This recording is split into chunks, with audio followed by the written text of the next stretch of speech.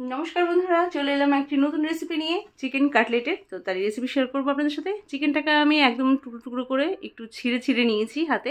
ওর মধ্যেই দুটো গোটা আলু সেদ্ধ ম্যাশ করে দিয়েছি, পেঁয়াজ কুচি, লঙ্কা কুচি, ধনেপাতা কুচি একটু ভালো করে মিশিয়ে নেবো।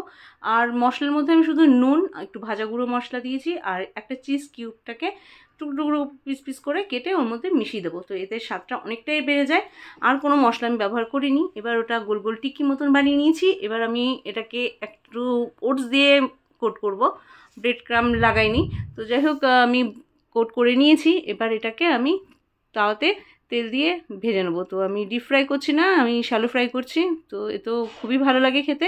তো আমি এবার লাল লাল করে ভেজে নেবো। এটা হচ্ছে গ্রেভির চিকেন ছিল, তার জন্য আমি আর অন্য কোনো গুঁড়ো মশলা ইউজ করিনি।